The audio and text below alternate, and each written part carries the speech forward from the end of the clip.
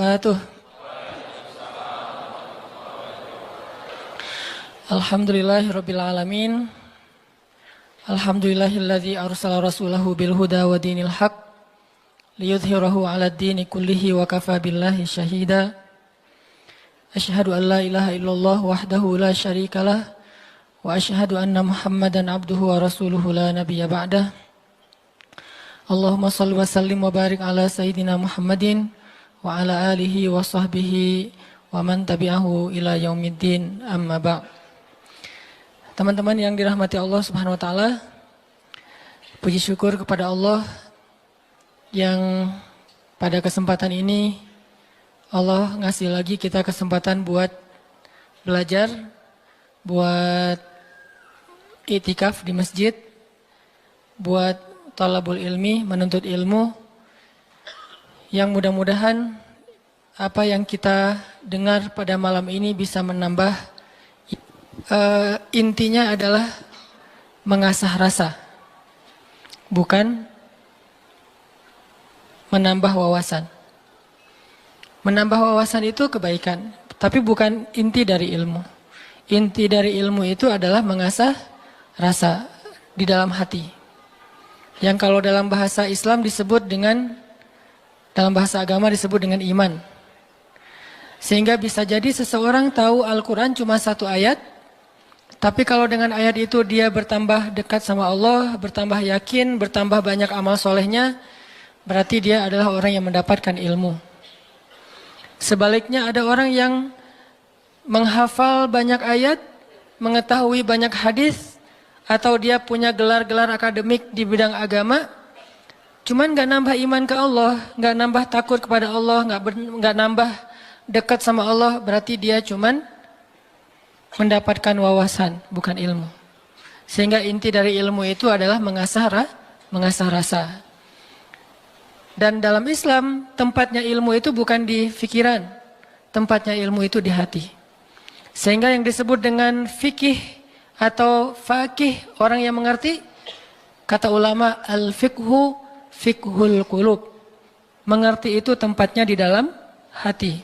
Apakah kamu sudah mengerti? Kalau kita katakan sudah, itu artinya kita udah ngerasain di hati. Bukan sudah mengerti dalam arti kita udah hafal, udah paham, udah ingat, udah tahu. Bukan itu yang dimaksud dengan sudah mengerti dalam kalimat fikih. Tetapi yang dimaksud dengan kalimat mengerti sudah bertambah yakin di dalam hati. Sehingga kalau misalnya kita dengar satu nasihat, satu ilmu, satu tausiah, gak nambah yakin dalam hati, berarti kita baru dapat wawasan. Makanya mudah-mudahan majelis-majelis kayak gini nih bisa benar-benar mencas iman kita. Yazid bisa nambah keyakinan kita kepada Allah SWT. Walaupun teorinya mungkin gak terlalu rumit.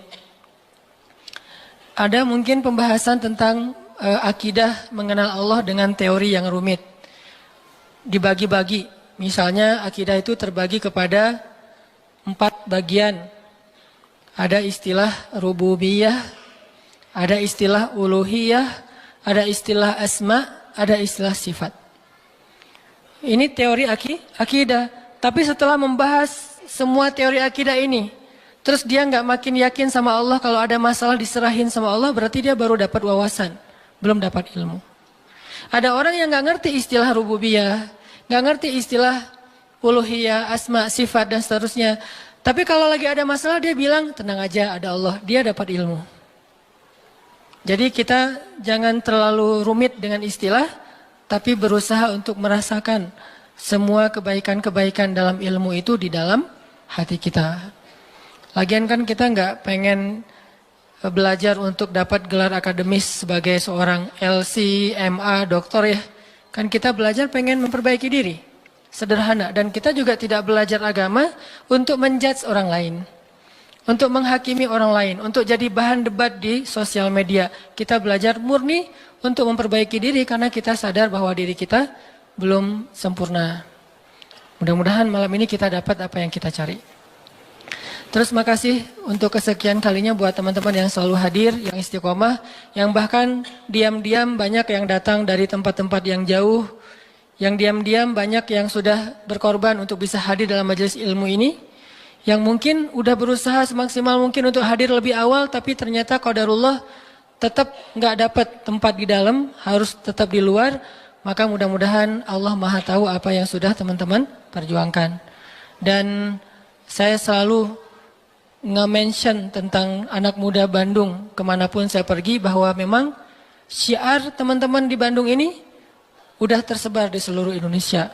Bahkan mudah-mudahan udah tersebar di luar Indonesia, bahwa semangat hijrah anak-anak muda Bandung ditiru oleh anak-anak muda di tempat-tempat yang lain insya Allah. Sehingga kita dapat pahala dari kebaikan yang ditiru itu.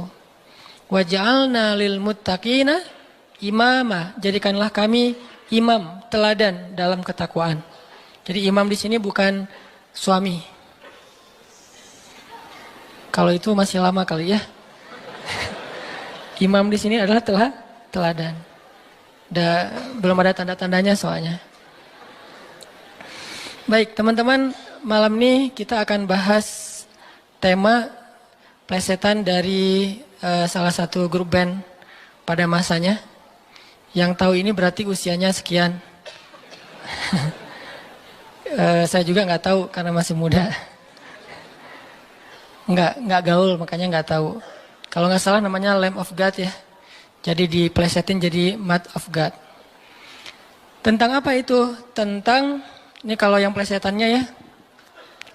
Tentang gimana kita belajar memahami maunya Allah. Gimana kita belajar mengerti apa yang Allah kehendaki di dalam satu peristiwa kalau kita ngalamin sesuatu. Karena kalau kita nggak ngerti maunya Allah, nggak ngerti apa kehendak Allah di dalam apa yang kita alamin, kita jadi gampang putus asa. Kita jadi kadang-kadang malah berburuk sangka kepada Allah. Kalau udah berburuk sangka kepada Allah, pasti kita akan mengambil jalan-jalan yang harusnya kita hindari. Nah, kita belajar nih memahami Allah kayak gimana sih maunya. Dan orang yang dekat sama Allah ngerti banget yang gini-gini nih. Kita pengen belajar kayak gitu juga. Kan ada orang, sebutlah kita ya sama teman. Kita tuh udah dekat sama dia. Dari SD kita udah barengan. Sama-sama SD tapi beda SD-nya. Nggak lucu ya. Nggak ketawa gitu.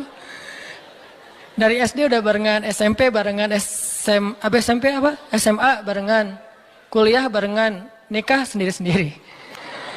Nah, udah dari dulu tuh kita udah kenal banget sama dia. Jadi kan kita udah punya feel ya. Udah ngerti banget lah, udah peka banget dia kayak gini, dia kayak gitu, dia lagi sedih, dia lagi marah, dia tersinggung. Kita udah ngerti banget nih. Begitu dia ngomong satu kata, kita langsung ngerti. Misalnya dia ngomong apa gitu. Oh, berarti dia lagi nggak enak hati nih. Dia WA aja nih. Di WA kalau dia bilang aku berarti lagi santai. Kalau dia bilang saya berarti dia lagi kayak ada masalah nih sama kita. Ya udah nanti saya tunggu di mana gitu. Oh, kayaknya ada salah nih. Jadi kita peka karena kita ngerti dia.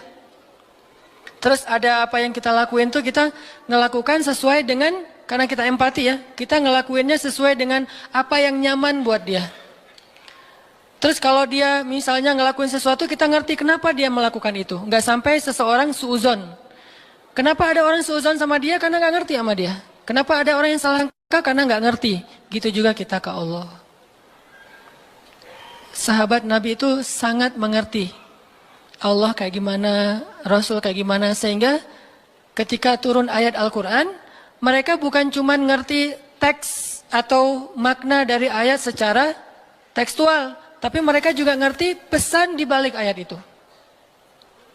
Ini berarti kita udah berusaha untuk berpikir dengan apa maunya Allah. Kalau bahasa agama dengan logika Rabbaniyah. Bukan dengan logika ilmiah. Tapi Rabbaniyah. Berpikir dengan logika Allah. Bukan dengan logika kita doang. Contoh teman-teman. Ketika turun ayat salah satu ayat terakhir yang turun kepada Nabi di Al-Maidah. Al-yawma akmaltu lakum dinakum wa atmamtu alaikum ni'mati wa raditu lakumul Islam dinan. Hari ini telah aku sempurnakan untuk kalian nikmatku. Singkatnya, dan aku ridhoi Islam sebagai agama bagi kalian. Ketika turun ayat ini, sebagian besar para sahabat bertakbir, Allahu Akbar, bahagia gitu. Kenapa bahagia? Karena ayat ini ayat berita gembira, artinya Islam udah sempurna. Islam sudah utuh, syariat udah beres nih. Tapi ada satu sahabat, yaitu Abu Bakar As-Siddiq, malah nangis ketika ayat ini turun. Ketika yang lain berbahagia. Ditanya sama sahabat yang lain, kayak Umar gitu, ya Abu Bakar, wahai Abu Bakar, kenapa kamu bersedih, kenapa kamu nangis? Bukankah ini ayat busyra, berita gembira? Kata Abu Bakar, ya ini ayat berita gembira. Terus kenapa kamu sedih? Soalnya kalau agama sudah sempurna, syariat sudah utuh, berarti tugas Nabi udah selesai. Kalau tugas Nabi udah selesai, berarti sebentar lagi Nabi akan kembali kepada Allah. Ini tanda-tanda perpisahan. Bisa dibilang kalau haji itu ada haji wada, ayat juga ada ayat wada, ayat perpisahan. Salah satu ayat perpisahan surat Al-Maidah ini. Barulah para sahabat yang lain realize, dan mereka pun menangis. Ini berpikir, merasanya itu udah benar-benar peka. Kalau bahasa kemanusianya empati gitu. Kayak saya pernah jalan sama istri.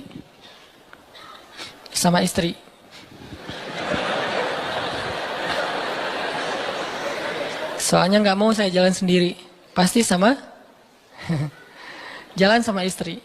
Terus diajak sama temen makan seafood, ikan panggang. Istri saya tuh udah tahu kalau saya nggak biasa dan nggak masuk nih kalau makan ikan panggang. Paling mentoknya ikan goreng atau ikan di asam pedas gitu ya, garang asam. Tapi kalau yang panggang nggak masuk. Diajak sama teman saya, Ustadz ada ikan panggang enak banget nih, seafood. Benar-benar makannya di samping laut. Saya kan nggak enak nolak undangan ya. Oh ya boleh. Istri saya langsung lirik-lirik. Dan dia nanya, ada yang digoreng nggak? Kenapa dia bisa langsung ngomong gitu? Kan tahu kan jawabannya? Nah, ada nggak yang ngerasain kita kayak gitu kalau lagi jalan? Belum ya? Duh, maaf ya salah ngomong. Yang empati sama kita, yang ngerti banget kita maunya apa, nggak sukanya apa, dia langsung ngerti, langsung minta ikan goreng. Karena saya tahu saya nggak bisa makan ikan panggang. Atau ada yang ngajak makan kayak ada terasinya, ada jengkolnya. Ini enak banget nih segala macam promo gitu. Saya diem aja. Kan nggak mungkin saya bilang saya nggak suka jengkol, nggak suka terasi. Ternyata menu favorit restoran itu justru jengkol sama terasi. Istri saya langsung mesen apa gitu. Ada telur goreng misalnya. Ini artinya udah ngerti dan berpikir merasa dengan cara empati tadi, peka. Bisa nggak kita ke Allah kayak gitu? Sehingga ketika Allah memberi kita satu hal yang kita sebut musibah, kita sebut kayak ujian. Karena kita mengerti Allah, akhirnya kita tahu harus kayak gimana. Akhirnya kita tahu gimana maunya Allah, apa ada yang ada di balik suatu peristiwa yang kita alamin. Ini penting teman-teman. Kenapa? Biar kita bisa belajar sabar, belajar husnuzon, dan survive dalam satu masalah. Menggunakan logika Allah. Nah, untuk itu kita coba angkat satu kisah di dalam Al-Quran yang menjelaskan tentang matematikanya Allah ini ada di dalam surat Al-Anfal. Coba teman-teman buka surat ke-8, surat Al-Anfal. Kita tilawah beberapa ayat pertama. Kita lihat nih logika Allah ketika kayak bentrok dengan logika hambanya. Yaitu surat Al-Anfal ayat 5. Kita baca ayat 5 sampai ayat 8. Ini salah satu peristiwa ketika logika Allah kayak bentrok dengan logika manusia. Kepengennya Allah beda sama kepengennya hamba. Terus apa yang dilakukan hamba itu, terus apa hasil setelah itu? Kita coba baca ayat 5 sampai ayat 8. A'udzu billahi minasy syaithanir rajim. Silakan.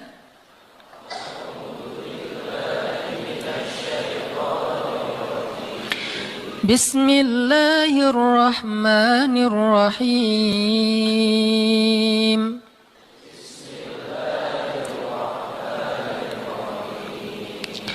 Kama akhrajaka rabbuka min baitika bil haqq.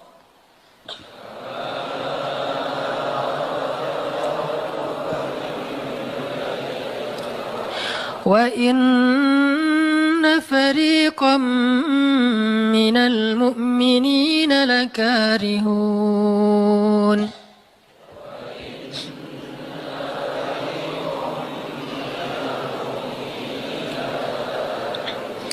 Yujadilunaka fil haqqi ba'dama tabayyana ka'annama yusaquna ilal maut.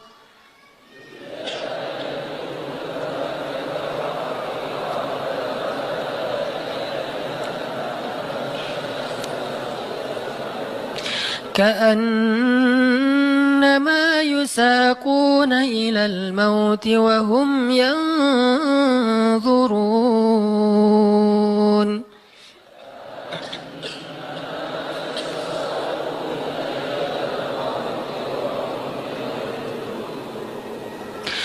وإذ يعدكم الله إحدى الطائفتين أنها لكم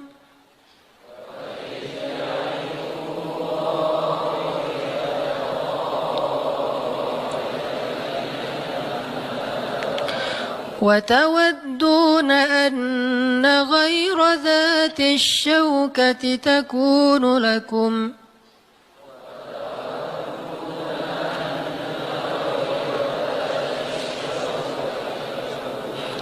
ويريد الله أن يحق الحق بكلماته ويقطع دابر الكافرين.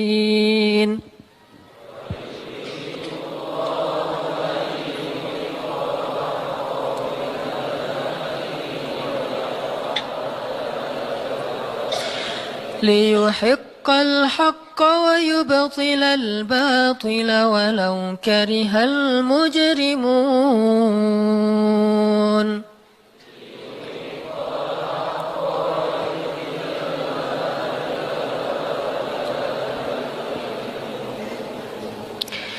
Yaitu sebagaimana Tuhan kalian telah menyuruh kalian untuk pergi dari rumah kalian dengan sebenar-benarnya.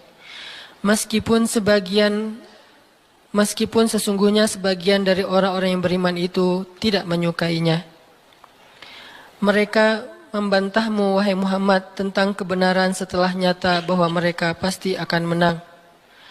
Seakan-akan mereka dihalau kepada kematian sedang mereka melihat sebab-sebab kematian itu. Dan ingatlah ketika Allah menjanjikan kepada kalian bahwa salah satu dari dua golongan yang kalian hadapi adalah untuk kalian, sedangkan kalian menginginkan golongan yang tidak memiliki senjatalah untuk kalian. Tetapi Allah hendak membenarkan yang benar dengan ayat-ayatnya dan memusnahkan orang-orang yang menentang sampai ke akar-akarnya. Agar Allah memperkuat yang hak, itu Islam, dan menghilangkan yang batil atau kemusyrikan, walaupun orang-orang yang berdosa itu tidak menyukainya. Shadaqallahul azim. Ngerti teman-teman? Agak kurang jelas ya. Kenapa kurang jelas? Karena kita mungkin sebagian belum membaca kisah yang ada di dalam ayat ini. Salah satu tips paling gampang kalau kita pengen ngerti ayat Al-Quran, baca dulu sejarah yang berkaitan dengan ayat itu. Kalau dalam ilmu tafsir itu disebut dengan asbabun nuzul. Peristiwa-peristiwa yang menyebabkan turunnya ayat tersebut. Contohnya surat Al-Anfal. Kalau teman-teman pengen ngerti surat Al-Anfal, coba sebelum baca surat Al-Anfal, baca dulu peristiwa Perang Badar secara lengkap. Nanti di buku sejarah tuh ada Perang Badar, cari yang paling tebal, biar nanti pas kita baca detail, banyak hal-hal kecil yang kita jadi ketahuan. Baca peristiwa Perang Badar, setelah berkali-kali baca udah ngerti banget, kayak nonton film berkali-kali sampai hafal. Setelah itu coba baca surat Al-Anfal. Pasti beda. Seolah-olah kita ngalamin ketika ayat itu turun. Itulah bedanya sahabat sama kita. Mereka lebih mengerti Al-Quran karena mereka ngalamin. Nah kita kan cuma membaca teks sejarah, tidak mengalami. Tapi kalau kita baca sejarah berkali-kali lalu baca Al-Anfal, itu akan lebih berasa. Itu yang saya alami. Nah termasuk ayat yang tadi kita baca. Apa sih yang terjadi sampai turun ayat kayak gini? Yang terjadi dulu di tahun kedua setelah Nabi hijrah ke Madinah, orang-orang Mekah yang dipimpin oleh Abu Sufyan mau berdagang ke Syam. Apa yang mereka bawa dalam karavan dagang? Harta-harta orang Islam yang dirampas ketika orang Islam hijrah ke Madinah. Jadi kayak misalnya Abu Bakar hijrah ke Madinah, harta Abu Bakar yang ditinggalin di Mekah itu dirampas sama Abu Sufyan. Terus ada Suhaib bin Amr Ar-Rumi hijrah ke Madinah. Semua harta yang ditinggalkan di Mekah, pasarnya, ladangnya, ternak-ternaknya diambil oleh Abu Sufyan lalu didagangkan ke Syam. Nah setelah 2 tahun kaum muslimin berada di Madinah, dapat kabar nih kalau Abu Sufyan dan karavan dagangnya baru pulang dari Syam membawa keuntungan hasil dagang harta kaum muslimin yang dirampas di Mekah. Berarti yang dibawa oleh Abu Sufyan harta siapa? Harta kaum muslimin ya, harta sahabat. Sehingga Nabi mengatakan, mari kita cegat Abu Sufyan yang ngelewatin jalur dekat kota Madinah. Karena memang itu jalur lintas antar negara. Mari kita cegat Abu Sufyan dan kita ambil kembali hak kita. Itu tawaran Nabi kepada orang-orang Muhajirin. Makanya bisa dibilang perang Badar ini perang khusus buat orang Muhajirin. Orang Ansor nggak boleh ikut. Karena awalnya juga pengen ngambil harta orang Muhajirin. Itu skenario awal. Mencegat karavan dagang untuk mengambil kembali hak mereka. Yang namanya karavan dagang kan nggak banyak pengawal. Beda dengan pasukan perang. Paling-paling pengawalnya 10-20 dibandingkan sahabat yang 300 orang, ini kecil. Sedangkan keuntungannya kalau berhasil mencegat besar. Jadi tantangannya, resikonya kecil, keuntungannya besar. Ini skenario awal. Sehingga para sahabat semangat. Udah 2 tahun kita kelaparan. Udah 2 tahun kita nggak punya apa-apa. Bergantung kepada orang Ansor. Nggak enak sama orang Ansor. Masa makan terus di rumah orang? Nah sekarang kebetulan harta kita lewat nih. Ya udah kita rampas lagi. Itu skenario awal. Udah siap-siap nih. Udah siap-siap mau berangkat jalan. Tengah jalan Abu Sufyan dapat berita. Kan pakai mata-mata gitu. Dapat berita bahwa kaum muslimin mau mencegat. Akhirnya Abu Sufyan langsung nelpon Abu Jahal. Jahal gitu. Nelpon Abu Jahal. Dan sinyalnya bagus lagi waktu itu. Langsung telepon. Gak putus-putus. Kita mau dicegat nih, coba kamu kirim pasukan untuk melindungi karavan dagang. Soalnya harta yang kami bawa juga ada hak kamu di situ. Jadi diiming-imingi. Abu Jahal pun kemudian mengumpulkan orang-orang Mekah sebanyak kurang lebih 1.000 orang untuk mengawal karavan dagangnya Abu Sufyan. Langsung melesat, satu pasukan bergerak cepat sehingga sekarang ada 2 target. Satu karavan dagang, satu lagi pasukan militer yang jumlahnya 1.000 orang. 3 kali lipat lebih banyak dari kaum muslimin. Tiba-tiba turun ayat kepada Nabi. Terus Nabi mengatakan kepada para sahabat, wahai para sahabat, sekarang kita punya 2 pilihan. Mau tetap mencegat Abu Sufyan, atau kita sekarang malah beralih ke Abu Jahal dengan pasukannya. Sok pilih yang mana kalian.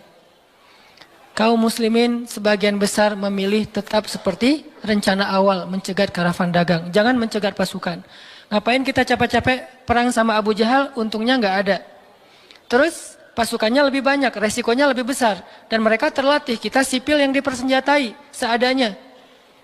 Mending kita tetap kepada Abu Sufyan, untungnya besar, resikonya kecil, dan sama-sama sipil. Tapi ternyata ketika disuruh pilih kayak gitu, kaum muslimin udah memilih pilihan mereka, Allah memilih pilihan Allah. Kata Allah, enggak, aku memilih kalian menghadapi Abu Jahal. Berat gak sih kayak gitu? Ini matematika Allah, hitung-hitungannya Allah nih. Logika Allah. Kadang hidup kita kayak gitu banget teman-teman. Kita pengen kuliahnya ini, ternyata yang lulusnya bagian ini. Saya dulu pengen kedokteran, tapi lulusnya malah ke Mesir. Ya alhamdulillah, karena nilai eksatnya jelek. Ya udahlah ke Mesir aja. Dan ke Mesir juga dulu niatnya bukan mau kuliah, mau main. Wah bagus juga kan dulu ada Dunia dan Berita suka perkiraan cuaca gitu kan, internasional. Kairo hujan gitu. Wah Kairo, pengen kuliah ke luar negeri. Artinya bukan pengennya saya ke Kairo, tapi Allah menghendaki kayak gitu.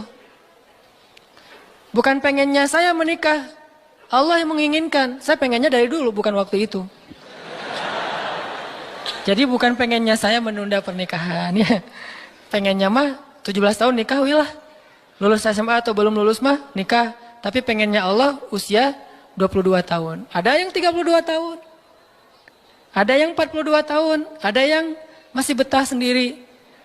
Nah pengennya kita mah udah mau nikah nih sekarang nih. Tapi pengennya Allah, jangan kamu jaga ibu dulu. Pengennya kita kerjanya kayak gini nih, usaha. Tapi takdirnya Allah jadi misalnya masuk ke pegawai negeri. Atau sebaliknya pengennya pegawai negeri malah jadi pengusaha. Dan seterusnya. Ada lulusan sains tapi usahanya di wisata kuliner. Di usaha kuliner. Ada yang kayak gitu. Ada teman saya lulus ITB planologi. Tata kota. Tapi usaha kuliner. Tapi alhamdulillah dan sukses. Jadi kadang-kadang kepengennya kita sama Allah itu suka bentrok. Dalam kondisi kayak gitu apa yang harus kita lakukan? Termasuk kepengennya kita nggak punya anak dulu. Tapi nggak tahu gimana caranya tiba-tiba punya anak misalnya. Masih nggak tahu lagi gimana caranya ya. Kan ada tuh udah nikah, kita jangan punya anak dulu ya, karir dulu, ya aja, tapi ternyata nggak ada ikhtiar, pasrah gitu ya, akhirnya punya anak misalnya. Kan bukan kepengennya kita. Atau pengen punya anak, tapi belum punya aja, udah 15 tahun menikah belum punya anak. Kayak Nabi Zakaria, gimana nih? Ketika apa yang kita inginkan, dengan apa yang Allah inginkan, kesannya bentrok. Itulah yang terjadi kepada kaum muslimin dalam perang Badar. Mereka pengen Abu Sufyan, Allah pengen Abu Jahal. Sehingga Allah katakan di ayat 5-nya, wa inna fariqam minal mu'minin lakarihun. Walaupun sebagian orang-orang yang beriman itu karihun, nggak suka. Sehingga pada diam-diam mereka sebetulnya ngeluh gitu. Kenapa ya jadi berubah gini? Tahu gini dari awal, gitu kan ya? Mulai desas-desus di antara kaum muslimin. Karihun, tidak suka dengan pilihan ini, nggak suka dengan tawaran ini. Inilah yang terjadi. Dan kita kadang-kadang juga karihun dengan kehendak Allah. Karihun, kenapa sih harus kayak gini? Kenapa sih saya hidupnya gini-gini amat? Kenapa saya yang diperlakukan kayak gini? Kenapa? Dulu ada satu tips, katakan saja la'allahu khair. Ya mudah-mudahan ada kebaikan di sini. Yang penting saya udah ikhtiar, jadinya kayak gini, ya udah jalanin aja. Saya udah ikhtiar, jadinya sama dia, ya udah jalanin aja. Mudah-mudahan la'allahu khair. Nah ini kita coba nanti lanjutkan lagi kisah perang Badar. Terus kita coba lihat hubungannya dengan hidup kita tuh kayak gimana. Mudah-mudahan kita bisa tahu apa yang harus kita lakukan kalau keinginan kita dan keinginan Allah kadang-kadang seperti bentrok. Kita sholat isya dulu ya. Bismillahirrahmanirrahim. Teman-teman yang dirahmati Allah Subhanahu wa taala, tadi kita bahas tentang gimana kadang-kadang kondisi ketika keinginan kita sama maunya Allah itu nggak ketemu. Kita dalam contoh sehari-hari aja. Misalnya mau main, ternyata lapangannya becek misalnya. Kalau buat anak-anak BMX atau skate mau ngetrik ternyata lagi cedera. Atau mau jalan sama seseorang, hujan misalnya. Apain lagi? Mau beli handphone baru, ternyata usaha kita yang tadi kita udah pikirin ada untungnya malah rugi. Mau jalan-jalan keluar kota, pasangannya sakit. Dan banyak, kadang-kadang penyebabnya sepele banget, tapi bikin kita kecewa. Nah gimana caranya kalau kondisinya kayak gitu? Sama kayak para sahabat dulu dalam perjalanan umroh. Pengen umroh, ternyata udah sampai di perbatasan kota Mekah, nggak boleh masuk, disuruh pulang lagi ke Madinah. Itu kan diceritain dalam surat Al-Fat ya, tentang perjalanan umroh yang berakhir dengan malah perjanjian Hudaybiyah. Niatnya pengen umroh, tapi endingnya perjanjian. Yang isi perjanjiannya, poin-poinnya kayaknya ngerugiin umat Islam banget. Tapi kan Allah punya rencana, dan rencana Allah pasti yang terbaik daripada rencana kita. Masalahnya gimana kita bisa ridho, bisa rela kalau kondisi itu terjadi dalam hidup kita. Kita sih yakin, ini adalah qadarullah, keinginan Allah. Tapi bikin kita yakin itu jadi berbuah, yakin itu kan kayak pohon ya. Iman itu adalah pohon. Gimana biar pohon ini berbuah? Salah satu buahnya itu adalah sifat ridho, sifat nerima. Sehingga dengan sifat ridho itu akhirnya kita punya kebaikan. Kebaikannya jadi bisa survive, tenang hadapi masalah, sabar dan seterusnya. Nah, gimana caranya? Setelah kita dapat sesuatu, kita yakin kepada Allah, terus jadi ridho. Nah, ini belajar matematikanya Allah Subhanahu wa taala. Dan itulah yang terjadi dalam perjanjian Hudaybiyah, terjadi kepada Siti Maryam yang tadi dibacain suratnya. Maryam gak pengen punya anak tanpa suami. Kalaupun harus punya anak, nikah dulu. Tapi Allah punya rencana lain. Rencana manusia punya anak setelah nikah. Lagian Maryam lagi belum siap menikah nih. Belum ada cowok yang pantas buat Maryam. Justru karena itulah Allah beri dia anak tanpa laki-laki, tanpa suami. Kenapa? Gak ada suami yang pantas buat Maryam. Mungkin satu-satunya lelaki yang pantas buat Maryam cuma Nabi Muhammad. Tapi kan beda zaman. Masa Maryam harus nunggu Nabi Muhammad 300 tahun lagi kan ya? Nah, ternyata karena nggak ada yang pantas buat dia, akhirnya dia punya anak tanpa harus melalui seorang suami. Mungkin kita terlalu soleh sehingga nggak ada yang pantas buat kita. Pantasnya cuma bidadari, ya udah di akhirat nikahnya. Husnuzonnya mah ya. Mungkin di atas nih nggak ada yang pantas jadi imamnya, soalnya terlalu solehah. Jadi imam juga kayak ragu gitu. Aduh, ngimamin dia, hafalannya udah luar biasa, bacaannya lebih bagus, guru tahsin lah gitu. Saya baru belajar pratahsin, masa mau jadi imam seorang cewek yang guru tahsin? Karena dia terlalu keren, akhirnya nggak ada yang pantas buat dia nih. Maryam kayak gitu banget. Karena terlalu keren, terlalu soleh, sampai ulama aja ragu, Maryam ini nabi atau bukan gitu. Sehingga ada dua pendapat ulama, sebagian bilang Maryam bukan nabi, orang soleh. Tapi ada ulama yang bilang Maryam itu emang nabi, satu-satunya nabi dari cewek. Satu dari 4 perempuan yang sempurna. Dan di antara 4 itu kayaknya menurut sebagian ulama Maryam nomor 1 tuh. Walaupun secara usia Asia, Maryam, Khadijah, Fatimah. Tapi Maryam itu paling keren lah. Tiba-tiba hamil, datang cowok keren, baju putih, jubah putih, auranya tuh luar biasa, pokoknya cowok paling keren aja. Sampai Maryam kaget dan berta'awuz. Inni a'udzu birrahmani minka in kunta taqiyya. Aku berlindung kepada Allah dari kamu. Ketemu cowok keren malah berlindung, bukan bersyukur. Coba. Duh, keren banget ya.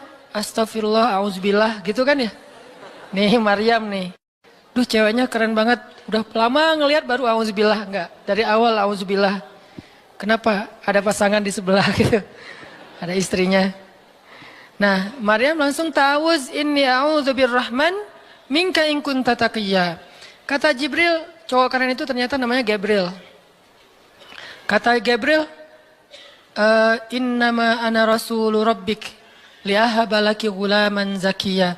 Jangan takut Maryam, aku itu utusan Tuhanmu. Artinya malaikat yang pengen ngasih kamu anak yang sangat suci. Kata Maryam, anna yakunu li ghulam, gimana saya akan punya anak? Walam yamsasni basyarun. Gak ada seorang laki-laki pun yang pernah nyentuh saya, nyentuh aja gak pernah. Walam aku baghiyya, dan saya juga tidak pernah merendahkan diri depan laki-laki, artinya berbuat dosa. Anna yakunu li ghulam, gimana caranya saya punya anak? Kata Jibril, kadzaliki qala rabbuki huwa alayya hayyin. Itu udah kehendak Allah, kehendak Allah.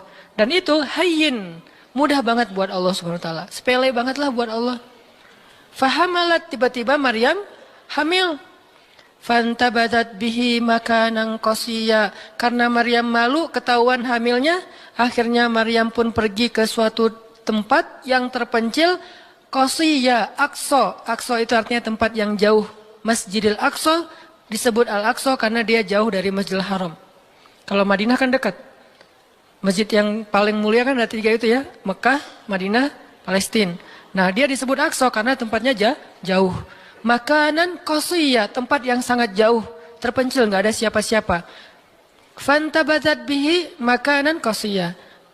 Fa'aja ahl makhadu. Tiba-tiba dia udah harus ngelahirin setelah sekian bulan, mungkin 9 bulan. Qalat, dia bersandar di sebuah pohon, kemudian dia berkata, ya laitani mittu qabla hadza wa kuntu nasyam mansiya. Dia kayak orang menyampaikan satu bentuk kalimat sedih, kayak kalau bahasa sederhananya kayak ngeluh gitu. Ya laitani mittu qabla hadza, aduhai seandainya aku mati aja daripada harus menanggung malu kayak gini. Maryam itu kan pemalu banget. Mahkota sifat malu itu dipakai banget sama Maryam. Makanya ketahuan hamil nggak punya suami, itu buat Maryam pukulan paling luar biasa, telak banget. Walaupun dia nggak berbuat dosa, tapi tetap aja orang kan ngata-ngatain dia. Ditambah lagi Bani Israel, tahu sendiri kan Bani Israel suka banget viralin fitnah. Ada apa viral Bani Israel teh? Maryam hamil di luar nikah, viral. Semua orang ngomongin mana Maryam. Terus rumahnya tuh dilemparin batu karena dianggap sebagai pembawa sial bagi Bani Israel. Dasar Maryam ngaku-ngakunya suci, sok suci segala macam. Sehingga Maryam bilang, ya laitani mittu qabla hadza. Aduhai seandainya saya mati aja sebelum ini terjadi pada saya. Sehingga saya menjadi orang yang tidak pernah dibicarakan oleh siapapun. Sedih. Berarti pengennya Maryam beda dengan pengennya Allah. Secara emosional, secara manusiawi, secara fitrah ada penolakan dan itu manusiawi. Maryam menolak. Begitu juga sahabat Muhajirin. Wa inna fariqam minkum lakarihun. Minhum lakarihun. Walaupun sebagian kalian itu dalam keadaan karih, menolak, nggak suka. Emangnya kita mau nerima musibah? Pasti kita nolak kan secara spontan, fitrah, manusiawi, nolak. Ya laitani mittu qabla hadza wa kuntu nasyan mansiya. Aduhai seandainya aku mati aja sebelum kejadian ini terjadi padaku, sehingga nggak ada orang yang ngomongin tentang aku. Jadi nggak ada trending topik tentang Maryam waktu itu. Dia berharap kayak gitu. Semua berita buka channel mana aja Maryam. Asal buka Instagram yang muncul duluan di home tuh Maryam. Viral banget, semua orang ngomongin Maryam. Sehingga Maryam bayangin, semua orang ngomongin kita se-Indonesia. Karena emang sebelumnya kan Maryam memang selebgram banget kan. Semua orang pengen nge-following Maryam. Jangankan yang cewek-cewek, yang cowok juga pengen nge-following Maryam. Cuman gak ada yang pantas. Semuanya kagum sama Maryam, respect. Tiba-tiba berubah. Kalau gak naik, jatuh kan gak berasa nih. Kita gak naik, jatuh. Paling keseleo dikit. Tapi kalau naiknya udah terlalu tinggi, jatuh kan lebih sakit nih. Maryam tuh naiknya udah terlalu tinggi. Saking tingginya sampai Nabi menyebut dia satu di antara 4 yang sempurna di muka bumi. Nggak ada perempuan yang sempurna kecuali 4 itu. Itu benar-benar dipuja-puja tuh Maryam. Pengen punya anak nanti namanya Maryam. Pengen punya istri kayak Maryam. Pengen punya ibu kayak Maryam. Pokoknya Maryam itu idola banget tuh di zaman tersebut. Bani Israel kalau suka lebaynya luar biasa. Kalau benci, wah noraknya juga luar biasa. Itu Bani Israel. Berlebihan gitu. Kalau suka habis-habisan sampai dijadikan Tuhan kan dulu mereka pernah mengangkat seorang laki-laki yang soleh jadi Tuhan. Namanya Uzair. Namanya Uzair. Disebut sebagai anak Tuhan. Kemudian juga Isa juga gitu. Bani Israel tuh luar biasa kalau suka. Kalau benci, wah habis-habisan juga tuh dijelek-jelekin. Kayak mereka ngejelek-jelekin Musa, Harun. Kalau Harun gak terlalu sih, Musa. Kayak mereka ngejelek-jelekin Nabi, malaikat Mikail, malaikat Jibril. Kan Bani Israel paling gak suka sama Jibril ya. Jadi gak ada orang Yahudi nama anaknya Gabriel tuh gak ada. Rata-rata nama anaknya Michael. Karena mereka senang banget sama Mikail, gak suka sama Jibril. Kenapa? Jibril itu kalau turun pasti bawa perintah. Wahyu kan? Jibril mah hese, bawa perintah wahyu gitu. Bawel Jibril menurut mereka. Kalau Mikail keren, bawa rezeki, bawa rahmat, bawa apa. Sehingga mereka senangnya sama Mikail. Dibikinlah film jin versus Gabriel. Malah nggak yang baik itu waktu itu jin. Kan banyak tuh film-film kayak gitu tuh. Itu emang dari dulu kayak gitu. Nah, Maryam naik tinggi, dipuja-puja semua orang. Maryam, kalau ketemu Maryam, fall back dong, gitu-gitu pada. Wah, pokoknya heboh aja sama Maryam. Tiba-tiba ada kasus, Maryam kan jatuhnya dalam banget sehingga Maryam tuh nggak siap perasaannya. Bukan karena dia sombong dan senang dipuja, tapi memang dia orang yang selama ini nggak melakukan kesalahan apapun, tiba-tiba dihadapkan dengan tuduhan yang sangat-sangat menyedihkan. Mirip dengan yang dialamin oleh Aisyah dituduh selingkuh. Orang sekelas Aisyah dituduh selingkuh kan berat banget. Kita aja dituduh macam-macam udah wah sedih kan, apalagi Aisyah sekelas Aisyah yang terjaga dituduh selingkuh. Maryam terjaga dituduh selingkuh. Ternyata diam-diam Maryam banyak banget ada versi gosip dia melakukannya dengan rahib. Ada gosip melakukannya sesama murid di Al-Aqsa, ada gosip melakukan dengan Zakaria, banyak gosip. Berat banget buat Maryam sehingga Maryam mengatakan ya laitani mittu qabla hadza wa kuntu nasyan mansiya. Aduhai seandainya aku mati aja. Aduhai seandainya dulu aku nggak bikin akun Instagram, pasti nggak akan jadi apa-apa gitu. Nyesel udah punya akun. Udah gitu banyak lagi yang ngomongin. Akhirnya turun ayat. Turun lagi Jibril. Turun malaikat. Fanadaha min tahtiha alla tahzani qad ja'ala rabbuki tahtaki sariya. Dipanggillah Maryam oleh malaikat itu. Ya Maryam, la tahzani. Kalau Abu Bakar, la tahzan. Kalau Maryam, la tahzani. Dua orang yang disebutkan kalimat la tahzan di dalam Al-Quran. La tahzan, innallaha ma'ana. Siapa? Abu Bakar. Kalau Maryam, la tahzani, qad ja'ala rabbuki tahtaki sariya. Jangan sedih wahai Maryam, enggak usah khawatir. Allah udah memunculkan mata air di bawah kakimu. Artinya Allah yang akan merawat kamu, Allah yang akan ngebelain kamu, Allah yang akan deketin kamu, Allah bersama kamu wahai Maryam. Apa pelajarannya di sini teman-teman? Ketika Allah menggunakan logikanya yang kita tidak bayangkan, yang awalnya kita tolak, itu artinya Allah sedang memberikan kita kesempatan hanya akan ditolong oleh Allah saja, tidak oleh makhluk. Ketika Allah menempatkan kita dalam satu situasi yang sulit, yang sampai bikin kita kehabisan ide nih, gimana cara keluar dari situasi ini, itu berarti Allah lagi ngasih kita kesempatan masuk dalam sebuah situasi yang tidak ada yang bisa nolong kita kecuali Allah. Allah pengen nolong sendiri. Dan pertolongan Allah itu ajaib. Tapi kalau Allah tempatkan kita dalam sebuah situasi yang kita masih berpikir dan menemukan beberapa jalan walaupun belum pasti bisa, berarti kita masih diberikan kesempatan yang nolong kita itu makhluk. Oh minta tolong ke si fulan, minta tolong si fulan. Tapi begitu kita mentok, kenapa ya kok berat banget nih masalah saya? Berarti Allah lagi menempatkan kita di sebuah situasi yang Allah sendiri yang akan menolong kita. Itulah perang Badar, itulah perang Ahzab, itulah Hudaybiyah, itulah Maryam, itulah banyak kisah kayak gitu. Situasi yang kayak udah mentok banget, yang nggak pernah kita bayangkan, yang kita awalnya pasti nolak secara spontan, berarti Allah lagi nempatin kita di sebuah situasi yang Allah pengen men-treat kita langsung sendiri, nggak mau pakai yang lain. Qad ja'ala rabbuki tahtaki sariya. Allah sendiri yang akan memunculkan mata air di bawah kakimu wahai Maryam. Ayub juga kayak gitu. Semua dokter datang habis uang Ayub untuk biaya dokter tapi nggak sembuh. Kenapa? Allah nggak pengen kesembuhannya dengan cara-cara yang kebayang oleh Ayub. Allah nggak pengen kita dapat jodoh dengan cara yang kebayang oleh kita. Reunian, stalking Instagram, salah ngambil kebab. Pokoknya yang kebayang sama kita itu nggak akan. Kenapa? Allah pengen ngasih kita cara yang cuman Allah sendiri yang tahu dan itu surprise. Dan itu istimewa banget. Apa itu? Kalau saya tahu berarti bukan surprise kan? Tunggu aja, masing-masing punya rahasia sendiri-sendiri. Dan ini yang bikin kita terus berharap. Sehingga Maryam tiba-tiba ngelihat di bawah kakinya sama Isa udah ada mata air. Minumlah dari mata air itu. Terus kata Allah, "Wa huzzi ilaiki bijid'in nakhlah tusaqit 'alaiki rutban janiyya." Ya Maryam, goyangkan pohon kurma yang ada di sebelahmu. Kan dia tadi bersandar di pohon kurma pas ngelahirin. Terus disuruh goyangin tuh pohon kurma. Saya pernah bilang, bayangin gimana seorang perempuan yang baru ngelahirin, yang lagi lemah disuruh goyangin pohon korma. Pohon korma itu ukuran diameternya sebesar meja ini nih. Lebih besar daripada diameter pohon kelapa. Bayangin, ngegoyang pohon korma sebesar ini, seorang perempuan, goyang gak tuh pohon? Gak bakal, laki-laki aja gak goyang, apalagi sendiri.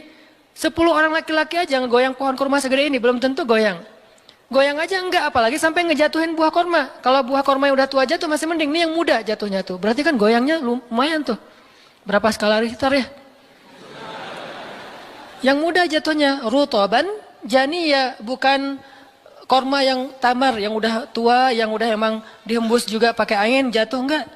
Wahuzzi, goyangkan pohon kurma itu ya Maryam. Apakah Maryam berpikir, Allah kalau ngasih perintah yang logis deh? Enggak kan? Kan Allah tahu ini pohon kurma dan saya baru ngelahirin, masa disuruh goyang? Enggak. Logika kayak gini, pertanyaan kayak gini, enggak muncul dari orang yang udah pasrah banget sama Allah, yakin kalau Allah yang perintahkan, lakukan aja deh. Gak usah tanya gimana nanti hasilnya, itu bagian Allah, bagian kita ngelakuin apa yang Allah perintahin, disebut dengan ikhtiar. Kadang-kadang ikhtiarnya nggak nyambung dengan hasil, tapi Allah suruh, ya udah lakuin aja. Maryam pegang tuh pohon, baru digoyang dikit, udah langsung berguncang. Tusakit alaiki, jatuhlah, bukan jatuh, berjatuhanlah, berarti banyak nih. Berjatuhanlah untukmu rutoban janiyah, buah-buah kurma yang masih muda tapi manis. Artinya apa? Hasilnya Allah yang pilih. Kurma yang mana yang mau jatuh, dengan rasa apa yang mau jatuh, yang jaraknya sekian dari tempat duduknya yang Maryam yang akan jatuh. Allah yang menentukan hasil, tugasnya Maryam cuma ngegoyangin dong, walaupun gak mungkin akan terguncang. Ini iman. Belajar iman. Allah yang suruh ya, sudah saya lakukan. Allah suruh ikhtiar ya saya ikhtiar, Allah suruh berobat ya saya berobat. Tapi hasilnya Allah yang nentuin kayak gimana caranya. Akhirnya rutoban janiyah berjatuhan. Kata Allah, fakuli washrobi wa qarri aina. Makanlah Maryam, minumlah Maryam, dan bersenang hatilah kamu dengan semua ini. Sehingga kata Nabi komen setelah baca ayat ini nih. Nabi komen. Komen Nabi apa? Korma dan manusia itu ada hubungan sejarah. Diciptakan dari jenis tanah yang sama. Jadi pohon-pohon lain itu jenis tanahnya beda. Cuman satu yang mirip dengan manusia, jenis tanahnya korma. Sehingga salah satu yang cepat merecovery seorang perempuan yang baru ngelahirin adalah makan rutoban janiyah, korma yang yang muda tapi manis. Jangan dikasih ke bayinya ya, keselak, bahaya. Kasih ke ibunya. Kalau ke bayinya, tamar, korma yang udah tua, terus dikunyah sama bapaknya dengan syarat bapaknya udah gosok gigi. Jangan habis makan bala-bala, cengek, makan kurma, kasih ke bayi. Kasih ke bayi yang tua, kasih ke ibunya yang muda. Dan itu cepat merecovery seorang perempuan. Kata Nabi, di situ ada obat dari penyakit. Intinya teman-teman, kayak gitu ternyata cara Allah. Ini logika Allah nih. Sehingga ketika kaum muslimin, balik lagi ke surat Al-Anfal, dihadapkan dengan satu pilihan yang mereka nggak pernah ngebayangin dan secara spontan karihun, menolak, maka Allah Subhanahu wa taala menyampaikan kenapa Allah memilih itu. Karena kata Allah, tujuan dalam pencegatan ini bukanlah mengambil harta, tetapi untuk menunjukkan mana yang benar, mana yang batil. Ya sudahlah, daripada menentang Allah, sami'na wa ta'na, ikut. Walaupun sebetulnya hatinya masih karihun, nggak rela gitu. Ikutlah pilihan Allah dan Rasul. Mereka pun ganti rute, dari yang tadi rute mau mencegat Abu Sufyan, sekarang rute kepada Abu Jahal. Mulai ngutus mata-mata Abu Jahal, berapa pasukannya segala macam, bermalam di sebuah tempat di daerah situ. Malamnya Nabi itu nggak bisa tidur. Nabi sepanjang malam beristighosah. Jadi istighosah itu teman-teman salah satu di antara sunnah-sunnah Nabi SAW. Apa istighosah artinya? Doa yang sangat lama. Nabi malam itu sama Abu Bakar berdua nggak tidur, yang lain pada tidur kan besok mau perang nih. Malam ini mereka tidur, besok mau tanding aja disuruh tidur kan ya. Apalagi besok mau perang. Tidur, wajib tidur. Yang belum tidur pokoknya pura-pura tidur. Tidur aja. Kayak kita besok mau akad kan harus tidur ya. Walaupun susah tidurnya.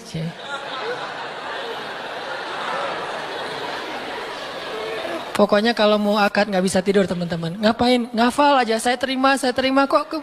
Nanti takut salah saya tolak kan bahaya.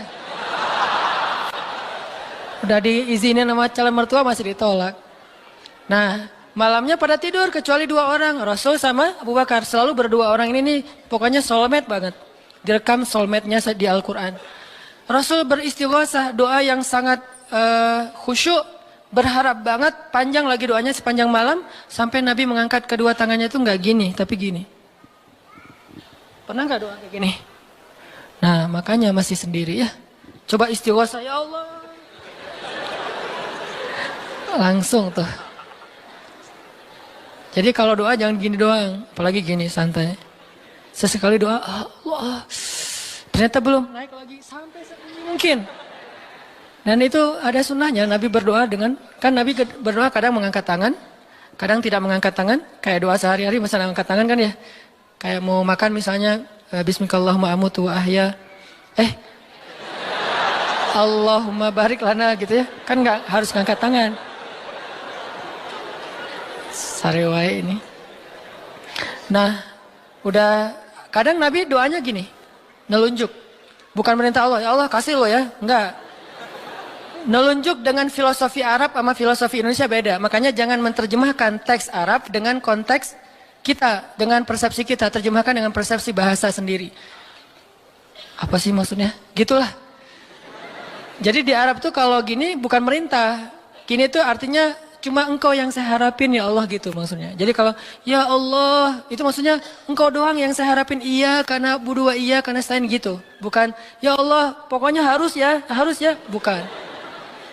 Kalau kita pakai dengan logika kita kan, kok doa sih nggak sopan sama Allah kayak gitu-gitu amat. Kalau ke manusia mungkin gitu agak kurang sopan. Kalau ke Allah sopan. Bisa gini, bisa biasa aja, bisa gini. Gini juga ada beberapa level. Ada yang gini sampai ke paling atas. Biasanya yang paling atas tuh bab jodoh sih.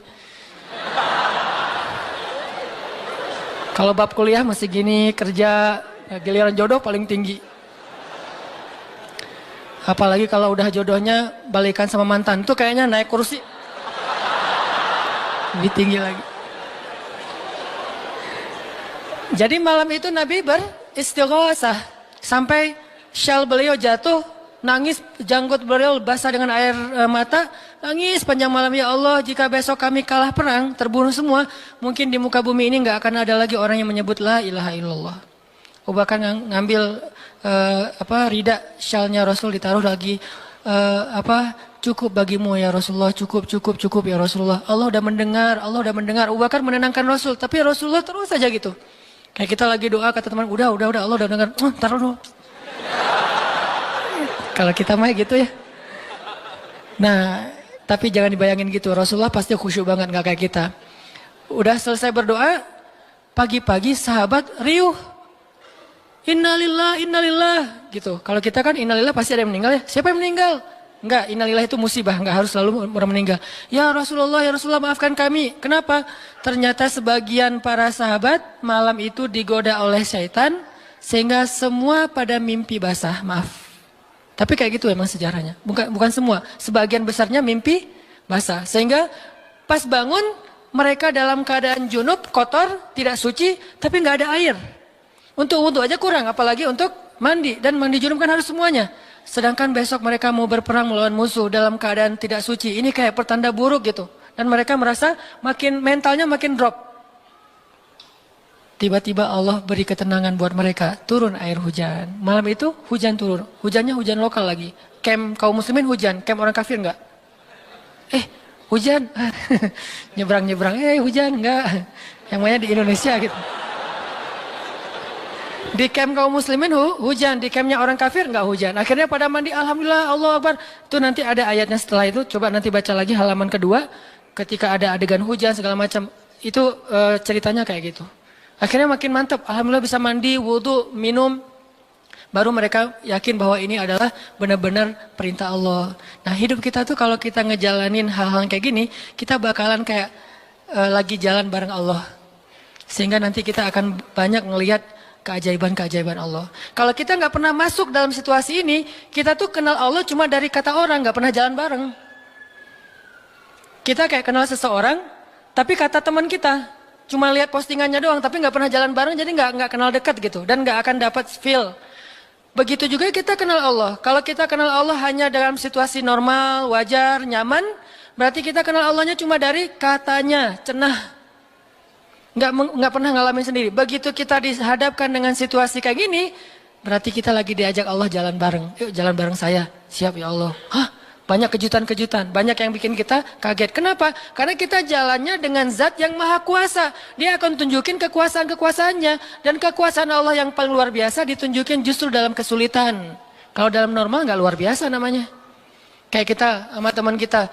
Dia ngasih kita hadiah atau pinjam duit 100.000 pas kita lagi awal bulan. Kan biasa aja ya. Coba kalau dia pinjemin duit 50.000 pas akhir bulan. Kan luar biasa kan? Jadi makin kita sulit, Allah tunjukin kekuasaannya, di situ kita makin lihat gimana kita tuh bergantung banget sama Allah. Emang Allah bikin skenarionya kayak gitu. Sehingga kalau kita teman-teman dihadapkan atau dikondisikan sama Allah dalam suatu keadaan yang kita nggak siap, yang kita nolak, yang kita berontak, tapi di sisi yang lain kita yakin ini ketentuan Allah, belajar meyakini, oh Allah lagi ngajak saya jalan nih. Allah lagi ngajak saya jalan, biar lebih kenal sama Allah. Biar Allah nunjukin langsung. Satu. Kedua, niatin juga, oh Allah pengen memperlakukan saya khusus, nggak mau pakai yang lain. Berdua aja, biar Allah yang menolong saya. Karena udah nggak bisa ngarap siapa-siapa. Akhirnya kaum muslimin pun melakukan peperangan Badar, duel dulu nih. Jadi ada kayak tarung dulu, 3 orang dari kaum muslimin, 3 orang dari orang kafir. Tarung, salah satunya jagoannya Nabi, kesayangan dan kebanggaan Nabi banget, anak muda yang bernama Ali bin Abi Thalib. Ali maju, kalah musuh, terkapar, 3-tiganya mati. Kaum muslimin bertakbir, ahadun ahad. Yel-yel yang dipakai oleh Bilal dulu di Mekah, dipakai oleh kaum muslimin. Menanglah perang Badar. Dan dalam peperangan itu Allah tunjukkan yang luar biasa, kaum muslimin ditolong oleh makhluk yang turun dari langit berbondong-bondong, terbang, menyambar dengan pakai ikat kepala berwarna hijau. Malaikat. Jadi ada khusus malaikat yang tugasnya sebagai malaikat militer. Ini malaikat angkatan udara nih. Malaikat militer. Kalau yang tadi kan di Maryam angkatan darat. Jadi ngasih korma segala macam. Ini angkatan udara. Nyambar dari atas, bayangin. Kaum muslimin lagi perang, tiba-tiba serangan udara, kan luar biasa tuh. Dan ini pertolongannya munculnya kenapa? Karena kaum muslimin memilih pilihan Allah. Menggunakan logika Allah. Di logika itu, di jalan itu, di kondisi itu, Allah bakalan nunjukin banyak keajaiban. Kalau kita pengen lihat keajaiban, belajarlah untuk bersabar kalau kita tiba-tiba berada dalam kondisi kayak gitu. Kalau enggak, kita enggak akan pernah melihat keajaiban dan kebesaran Allah. Tiba-tiba datang malaikat nyamber, terus pergi lagi, nyamber lagi. Itu berbondong-bondong tuh, ribuan malaikat. Ngapain sih kok banyak banget ribuan malaikat? Sebetulnya satu malaikat juga ngehembus kan habis tuh orang kafir ya. Ya apaan sih orang-orang, habis kan ya? Gampang kan buat malaikat, kenapa sampai ribuan? Kata Allah alasannya bukan untuk ngancurin orang kafir. Alasannya untuk meneguhkan orang beriman. Jadi Allah kirim banyak tujuannya untuk meneguhkan orang beriman. Sehingga bertambahlah keyakinan mereka kepada Allah Subhanahu Wa Taala. Kita aja yang memang tidak diberikan kesempatan bisa ngelihat malaikat. Tapi malaikat itu nolongin kita. Terutama nolongin teman-teman yang masih fisabilillah. Itu Allah, malaikat dekat banget sama mereka. Saya udah gak tega nyebutnya.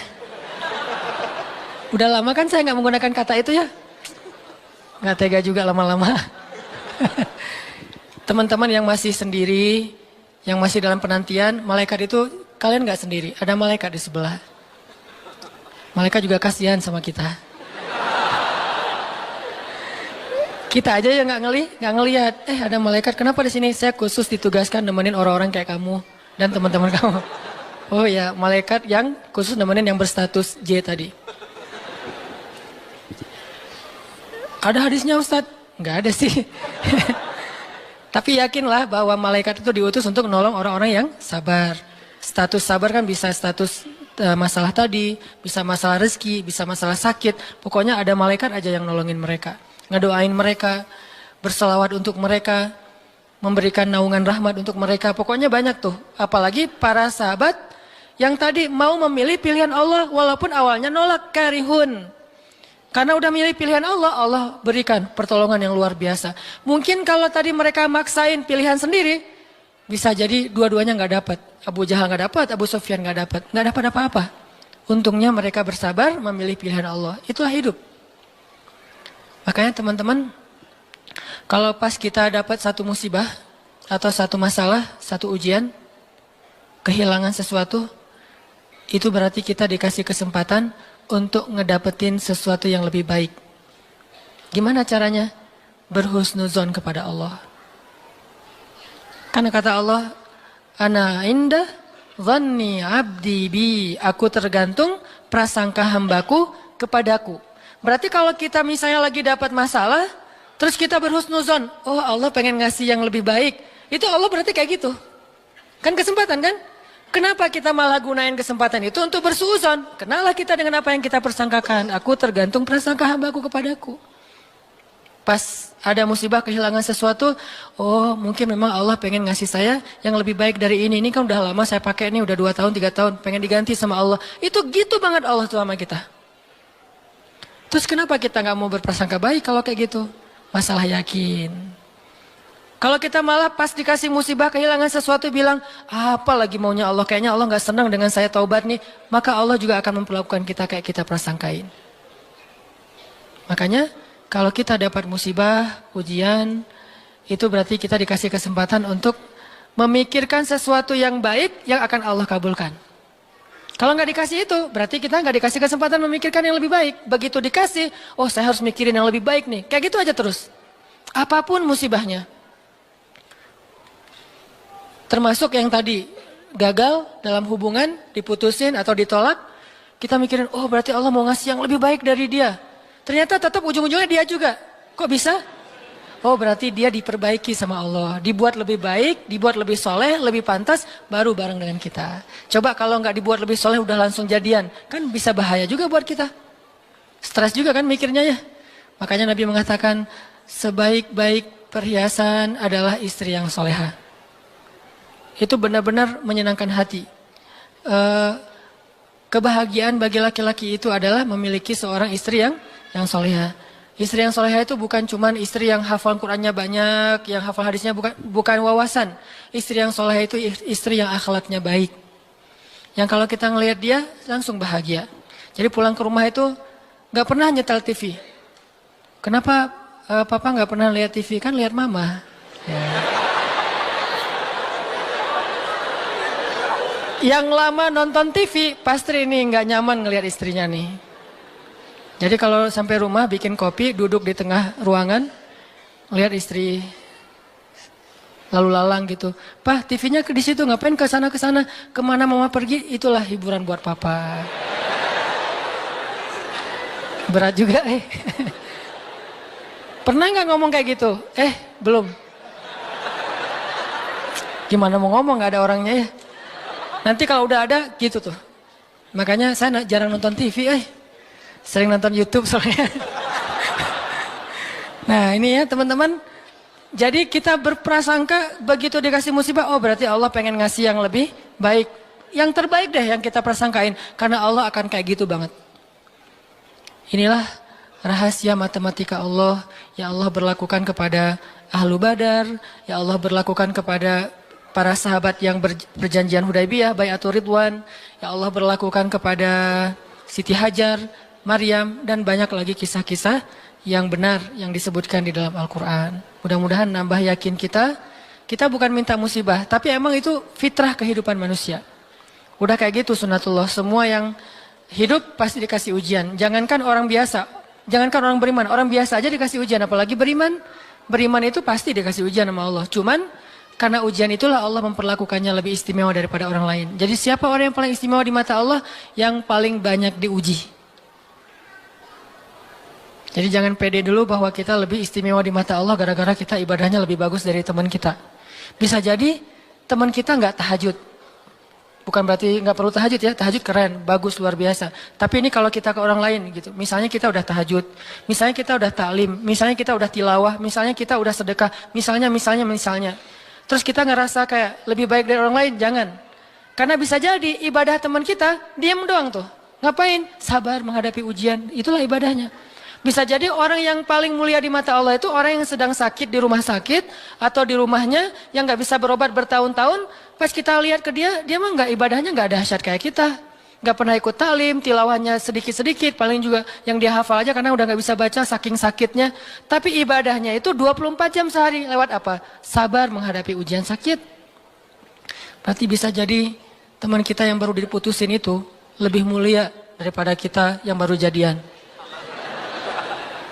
Jadi jangan ngeledekin ya, jangan suka membuli lah. Karena yang dibully itu bisa jadi lebih mulia daripada yang membuli. Astagfirullahaladzim. Ya. Itulah teman-teman kajian tentang matematika Allah. Mudah-mudahan kita mengerti. Maksud mengerti di sini meyakini, bisa bertambah yakin sama Allah dan bisa diterapin. Tadi kalau dikasih ujian, berarti kita punya kesempatan berprasangka baik supaya kita dapat apa yang kita prasangkakan. Kalau dikasih ujian, berarti Allah pengen ngajak kita jalan berdua nih. Kalau dikasih ujian, berarti Allah pengen memperlakukan kita secara khusus. Nggak mau yang lain bantu kita, pengen Allah doang yang bantu. Dan itu keistimewaan dari Allah untuk kita. Ya Allah, paham kami kehendak-kehendak-Mu ya Allah. Jangan biarkan kami berburuk sangka kepada Engkau ya Allah. Karena jika kami berburuk sangka kepadamu, maka itu tidak akan merugikan Engkau sedikit pun ya Allah. Jika kami berputus asa, itu pun tidak akan merugikan-Mu ya Allah. Engkau tidak butuh kepada kami, tetapi kami yang butuh kepadamu ya Allah. Pahamkan kami tentang ketentuan-ketentuan-Mu. Pahamkan kami tentang kebijaksanaan-Mu. Pahamkan kami tentang kebaikan yang ada di sisi-Mu. Sehingga kami bisa menjalani hidup kami dengan penuh prasangka baik. Menjalani hidup kami dengan penuh kesabaran, optimis, berserah, dan selalu yakin kepada Engkau ya Allah. Ya Allah, kuatkanlah iman kami. Karena dengan kekuatan iman itulah kami bertahan. Kami tidak bertahan karena fisik kami yang kuat. Kami tidak mampu bertahan karena uang kami yang banyak. Kami tidak mampu bertahan karena kesempatan kami yang lapang. Kami bertahan dalam satu ujian jika iman kami kuat kepada Engkau ya Allah. Kuatkanlah iman kami ya Allah. Terutama ketika kami merasa lemah, sendiri dan tidak berdaya. Ketika kami merasa tidak ada yang bisa menolong kami dalam satu masalah selain Engkau ya Allah. Ketika kami merasa ujian yang kami hadapi sudah hampir di batas kemampuan kami ya Allah. Saat itulah dekap kami dengan kasih sayang-Mu ya Allah. Dekap kami dengan kasih sayang-Mu sebagaimana Engkau mendekap Rasulullah SAW. Tolong kami, temani kami sebagaimana Engkau menemani Rasulullah dan Abu Bakar di dalam Gua Thur. Beri kami jalan keluar sebagaimana Engkau memberikan kebaikan kepada Maryam. Jangan biarkan kami berputus asa dan memilih jalan yang tidak Engkau ridhai ya Allah. Kami takut dan kami berlindung kepadamu dari nafsu diri kami sendiri ya Allah. Kami berlindung kepadamu dari kelemahan diri kami sendiri ya Allah. Kelemahan yang membuat kami tidak lagi berharap kebaikan di sisi-Mu. Kelemahan yang dalam diri kami yang membuat kami tidak mau lagi berikhtiar. Kelemahan dalam diri kami yang membuat kami berputus asa. Kami berlindung kepadamu dari kelemahan itu ya Allah. Fahamkan kami. Pegang kami erat ya Allah. Ketika kami akan terjatuh. Justru kami sangat membutuhkan-Mu saat itu ya Allah. Kami sangat membutuhkan-Mu saat itu ya Allah. Janganlah Engkau tinggalkan kami di saat-saat kami paling lemah. Janganlah Engkau tinggalkan kami di saat kami gamang dan bingung. Bukankah Engkau berfirman, Alam yajidka yatiman fa'awa wa wajadaka dhallan fahada wa wajadaka ailan fa'aghna. Engkau yang menemani orang yang merasa yatim sendiri. Engkau yang memberi petunjuk kepada orang yang bingung dan tidak tahu arah. Dan Engkaulah yang mencukupkan orang-orang yang kekurangan dan kelaparan. Temani kami ya Allah. Beri kami petunjuk ya Allah. Cukupkanlah kami ya Allah. Kami mohon ya Allah. Genggamlah hati kami ketika kami dalam keadaan rapuh. Ketika kami dalam keadaan galau. Ketika kami dalam keadaan lemah. Ilahana, jangan lepaskanlah ikatanmu kepada kami. Jangan lepaskan pandangan kasih sayangmu atas kami. Jangan lepaskan dekapanmu dari kami ya Allah. Janganlah Engkau turunkan baroahmu kepada kami. Sebagaimana Engkau turunkan baroah kepada orang-orang yang Engkau murkai. Jangan Engkau biarkan hidup kami istidraj kepada kehancuran. Sebagaimana Engkau pernah mengistidrajkan orang-orang yang Engkau benci. Sayangi kami ya Allah. Dekatkan kami kepadamu ya Allah. Itulah yang paling berharga dalam hidup kami ya Allah. Kadang kami bisa menjauh dari seseorang yang kami sayangi. Kadang kami bisa kekurangan dari hal-hal yang kami butuhkan. Kadang kami bisa merasa lemah dan tidak berdaya. Tetapi asalkan Engkau ada di sebelah kami, asalkan Engkau bersama dengan kami, maka semua itu akan bisa kami lalui ya Allah. Jangan tinggalkan kami sedetik pun dalam hidup kami ya Allah. Jangan tinggalkan kami sedetik pun dalam hidup kami ya Allah. Rabbana, dengarkanlah doa-doa kami ya Allah. Perkenankanlah permohonan-permohonan kami ya Allah. Terimalah amal-amal kami walaupun masih sedikit dan banyak keterbatasan. Dan ampunkan dosa-dosa kami ya Allah. Rabbana atina fid dunya hasanah wa fil akhirati hasanah wa qina adzabannar.